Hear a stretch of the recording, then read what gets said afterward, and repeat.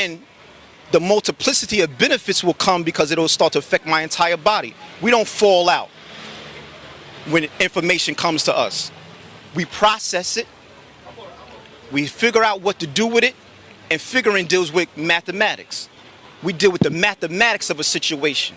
Somebody say you got cancer, you don't fall out. No, you know what? Cancer cells, they only survive in an acidic environment. I need to alkalinize my body. Go back to the doctor. Once you've done that process, they say, oh my God, we can't find it. What are you doing? What I was supposed to do. Handling your God business. They say, oh my God, you got HIV, what you gonna do? Fall out? No. What does it mean to have HIV? It means my immune system is compromised. I might want to do something about my immunity. I might want to leave poor food quality alone. I might want to stop hanging out with people who are just toxified. I might stop wanting to have toxic conversations. I might want to stop defiling my temple. I might want to put the blunt down and eat the marijuana instead of smoking it. Hey, there you go. I might want to eat raw food instead of processing it because my body always going to process it already with the 98.6 degrees of body heat. You get where I'm going with this? You wake up today, the landlord said, get out. I got to figure out another move. You don't fall out. They want to gentrify Harlem. They want to gentrify the boroughs. They want to gentrify the whole United States. Let them. We don't fall out. Do what you do. I'm going to do what I need to do. You understand what I'm saying?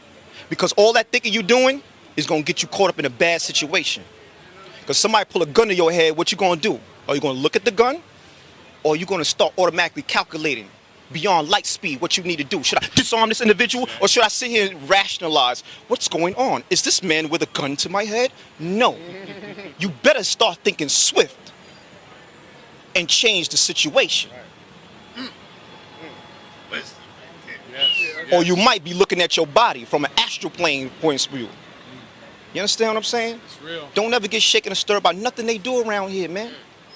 I'm not me. No, I'm saying to you, I'm speaking to you because you posed a question and I gave you an answer.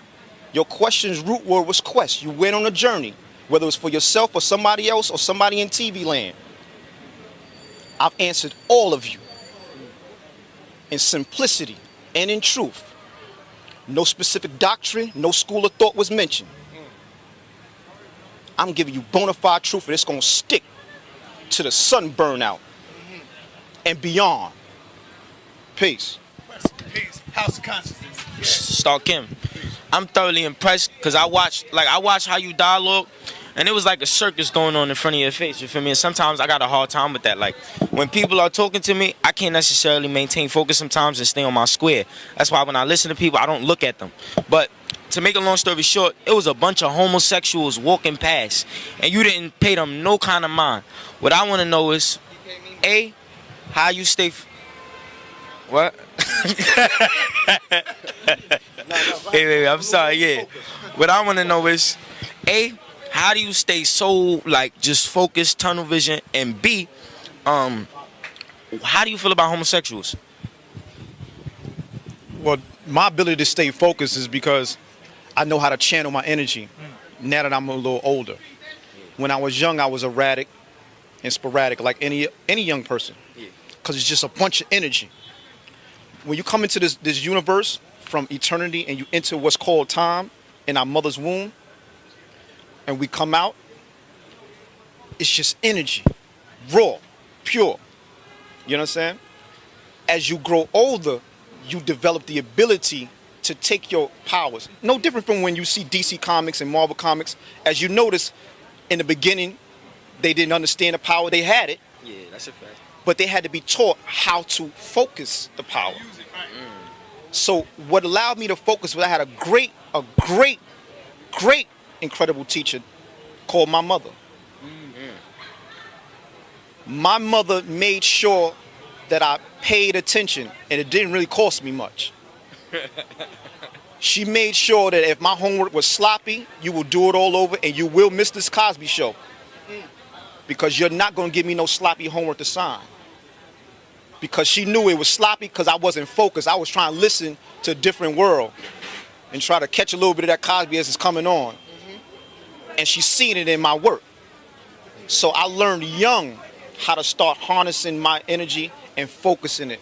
So no matter what's going on, my attention is on you because you needed my help because you're still my younger brother. So no matter who's walking around, that's not going to stop me. How I feel about homosexuals is how I feel with anybody else and anything else. Let them do what they do. I do what I do. I have nothing to do with where they stick their sexual organ. It's not my business. Okay? We are all the saviors of ourselves. We all have our own hells to go through and our own heavens to see. Okay? So with that being said, I don't judge nobody because only God can judge. And what that means is if you're the God of self, you judge yourself. And the God that that's in them. All right, we on. Yeah, my bad. So I understand your disposition about homosexuals, but how do you feel about like their role in the media and the way in which certain black men are portrayed? So for instance, Young Thug, he had an album called Jeffries where this man is wearing a full-blown dress and he has sayings like "we smoking dicks." So how do you feel about this, like homosexuality in relation to the black man, particularly within the media? Well, I know as far as procreation is concerned, it takes a man and a woman.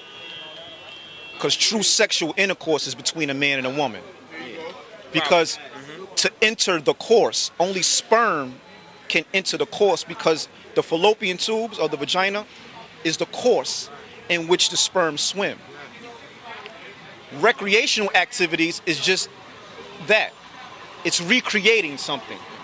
Procreation is for the creation of. Recreation is to do again. You can't make babies from spit. You understand what I'm saying? So with the Jeffrey album, with the Young Thugs and all these other brothers who are doing it, you got to look deeper into who's responsible for this coming into the forefront. Okay?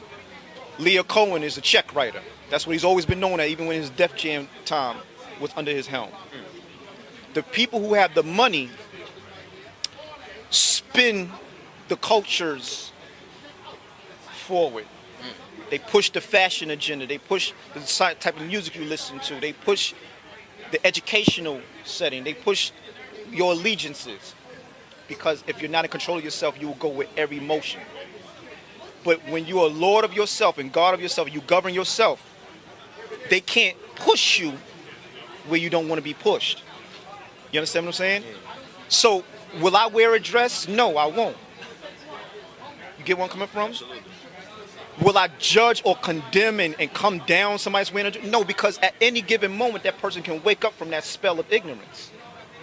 Or whatever it is that they're dealing with. It may not even be ignorance. It just may be something that they're prone to do, something that they're drawn towards. Yeah, that's what I was going to ask you. So whatever draws them to doing that, which is against nature, is something they got to deal with. You get where I'm coming from? Because living in this world, we've all done some unnatural things. So it's not in any of our best position to come down on somebody, but to just speak the truth and let them deal with the truth and the facts as they so choose.